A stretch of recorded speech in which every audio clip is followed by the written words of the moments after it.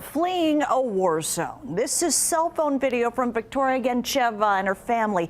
They were trying to escape the shelling in Kyiv. They left the country and fled to Poland to meet up with Las Vegas local Alana Burns.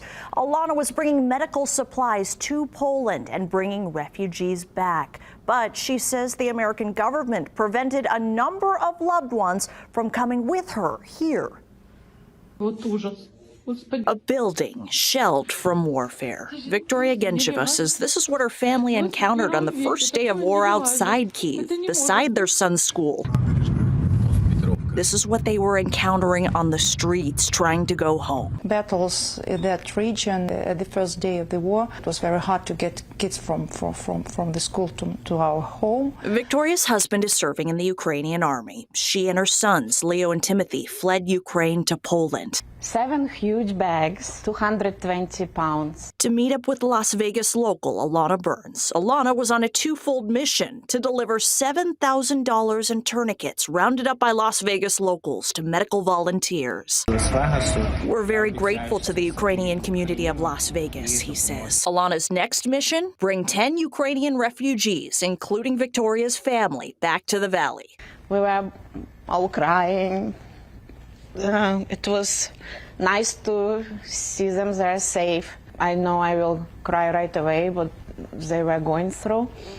So we left stories for later. President Biden is granting entry to 100,000 refugees. But Alana says at the American Embassy in Poland, devastating news. Officials rejected 7 out of 10 people for U.S. entry, even her own niece and their family. I was very frustrated. I took it personal. I was so sad. She was running for her life. I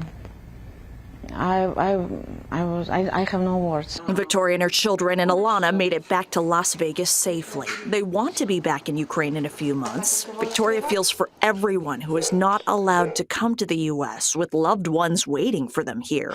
It's awful because relatives can see each other because of some bureaucracy. Yeah? For us, we were lucky. We reached out to our senators. A spokesperson for Senator Jackie Rosen says her office is monitoring the war and, quote, has been actively engaged with the Ukrainian community in Las Vegas. Our office has been working directly with the State Department to help expedite the process of getting Ukrainians to safety. From Senator Cortez Masto's office, the senator continues to prioritize casework to assist Nevadans and their relatives in the region.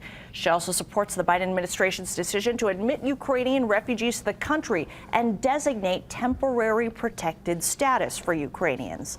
So Alana is trying to get Victoria's children into CCSD, but she says there's red tape for kids because of their tourist visa. There's no timeline when the families and the children can even go back to Ukraine.